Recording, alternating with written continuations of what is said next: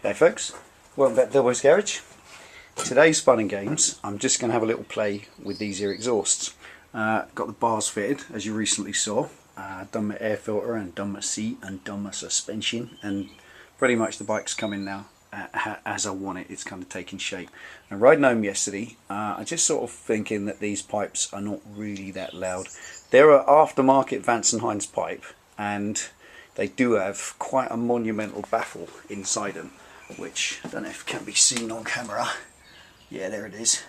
And that's pretty monumental. It's come right to the back of the exhaust. It's got a centre part in it. I don't exactly know how far it goes up. I've took out this little bolt thing here, which is a bolt over the back, and then just tried to get some grips and pull it out, but it isn't going anywhere. So these have got to be removed and probably tapped out from the other end. And I'm going to see if I can either remove the centre of them just to make them, I mean at the moment they're like a silencer, so I want to sort of reduce that. And I'm going to see, obviously a lot of these things, it's perceived noise. You're not sure if it's any louder afterwards or if it's just a different sound. So I'm actually going to try and attack this in a scientific way. I got me one of these here decibel meters. I bought this ages ago from Mufflers, an electrical supplier that sells sort of cheap electrical stuff, and it's a proper approved piece of kit. It's a proper decibel meter, scientific one, and it gives you maximum decibels. As you can see, even the talkage, just chit chat now, just put it on max hold there. That's you can tell that's just speech, 68, 69 and a half decibels, just speech. So going to do a little record in a minute on what the bike's making at the minute. Then I'm going to pull these silencers off, try and do something with those baffles, either cut them down or clear them through because they're just a bit muffled, put them back in, do a test after, so we have a proper scientific before and after. So let's get these pulled off. Let's see if I can bash out the guts of what's inside there, and see where we go from there. Let's see what happens. Okay, first job. Fire the old girl up, see what she's making at the moment. Checks in neutral.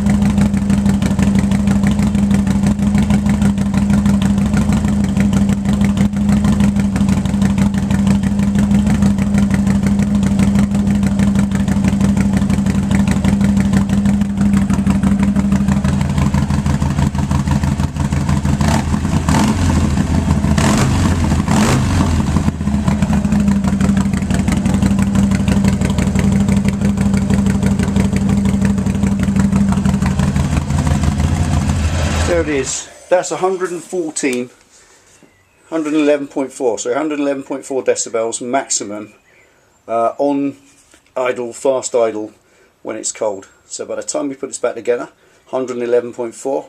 Let's see what it comes out after. So let's get them pulled off the bike. First one off.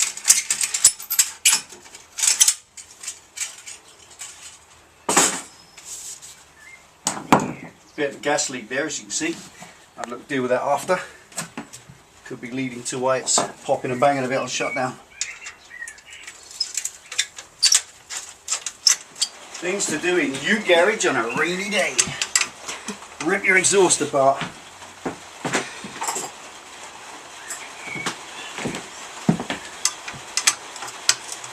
Third time lucky. These clamps out of the way.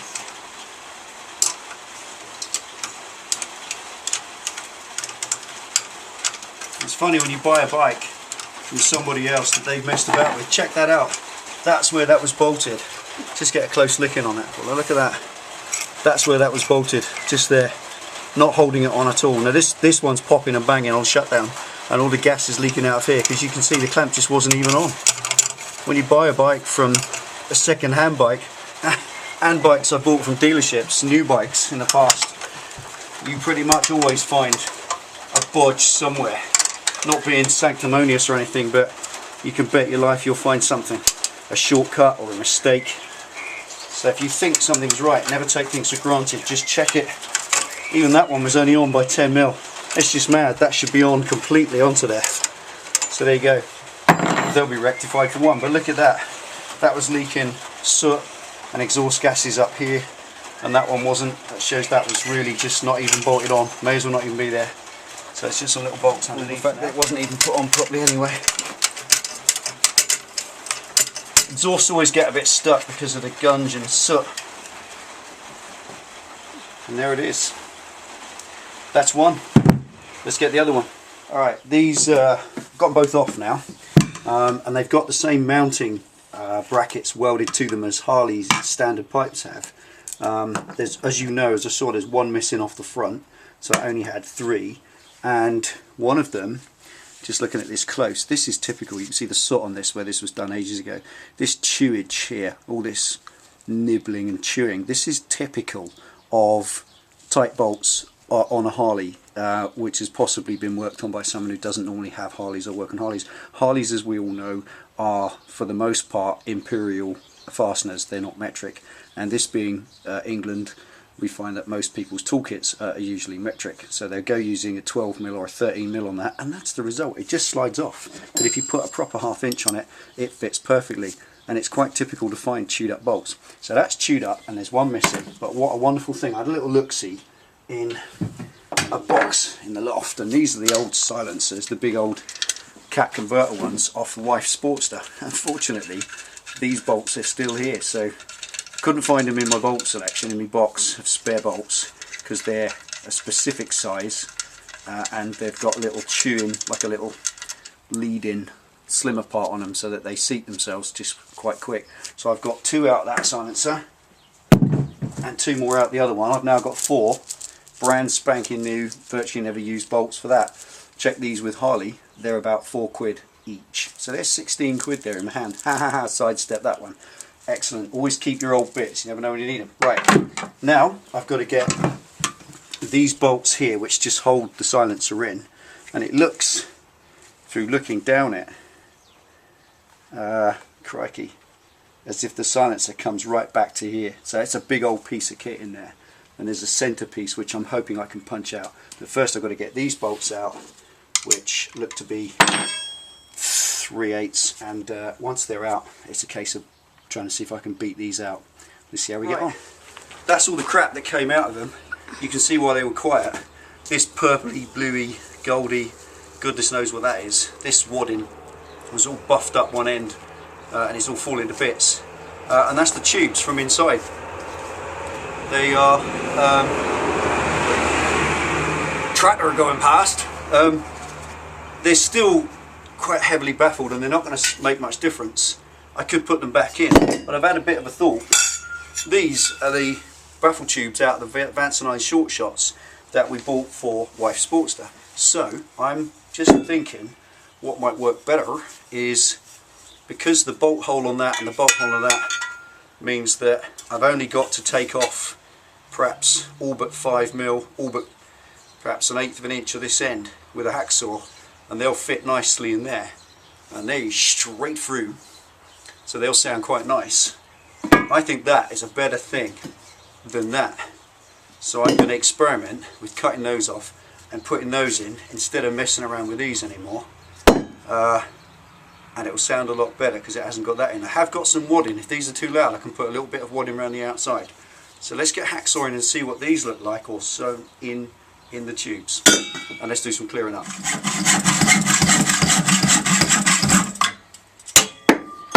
Sheet 1.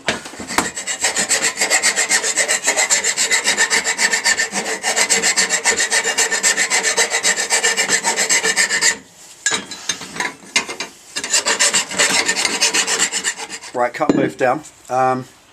What I've done with this one is, just with a dolly in there and a hammer, just dress the end over a little bit, just so that you get a slight pull in. If I perhaps had a pipe cutter, that would have done that for me anyway. Perhaps that's the next tool to buy. So that's now seemingly the correct length, and if I slip that in, so you can see this chamfer here, that's a smaller diameter, but that goes in correctly, so the chamfer holds it in the center. If you slip that in, that hole's got to line up, and as you can see there we are, hole lines up. So that's tight, which means that's being held in the centre. So although it's a smaller diameter, it's acting as a choke. And with these, if you look inside there, you can see that these are kind of a baffle choke, and it kind of rotates. There's like a screw fashion. So that's the Vance and Hines. This is a Vance and Hines item, and that will perhaps turn, I don't know, gives the decibel sound, that that distinctive Vance and Hines sound. So that's now correctly dressed to the right length. I've just got to do the other one. Let's get them installed inside the tubes. Okay. So there's the baffle inside. It's a little bit to one side, but that won't make any difference at all. It's better that it's bolted hard up against the back of the pipe, and I've bolted it in tight to the threaded block that's in there, and I've put a lock nut on the front with a little bit of Loctite. So Loctite probably won't last long because it's going to get hot. That's the rear one. That's the front one because it's got the scuff that hits the ground. And just before I slip them back on, I'm going to make sure these little gaskets are in place, which seal on the balance tube. And for that, I've sanded these faces back, and this is just a bit of silicone. I don't like the fire paste gum assembly stuff that you can get, because it just becomes all fat and horrible and crusty, and I don't think it seals on bike exhausts as well as this stuff. It's great for cars where the exhaust is a big long bendy thing, but on a bike where the exhaust manifold fits tight to the silencers, silicone's fine. It slips on nicely, makes a nice tight airtight seal, and because there's no air getting to it when it's trapped, it doesn't catch fire or burn or incinerate. So slip this back on. Just put the clamp on first.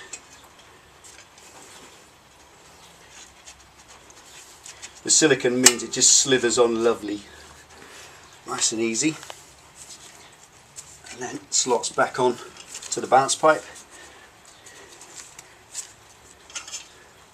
And then when you wipe this off, you're sealing it in, sealing that joint. I'm going to pop some in that joint on the top and one on the bottom.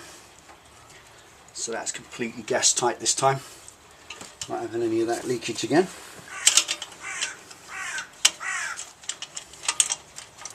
There it goes. Now putting that completely onto the silencer, covering up the split level with where it goes on. Let's do that up first.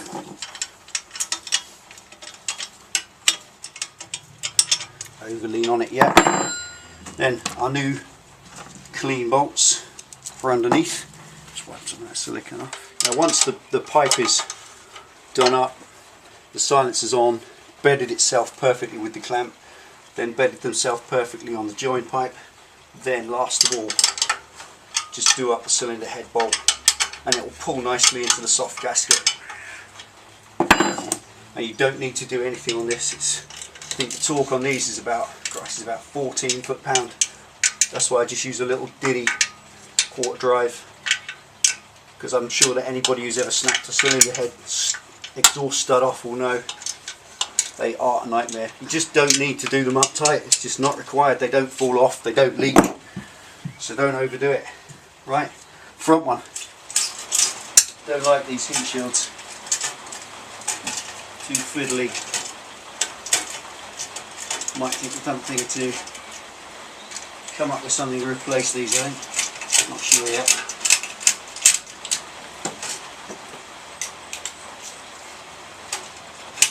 There we are, all fitted. Now, decibel meter on. Let's see what kind of difference. There's 111.4. Put it on max hold. So that's now 67. Pouring the rain this afternoon. Rattling on the roof. Just talking makes it 61. So let's fire up the bike, see how these ones sound.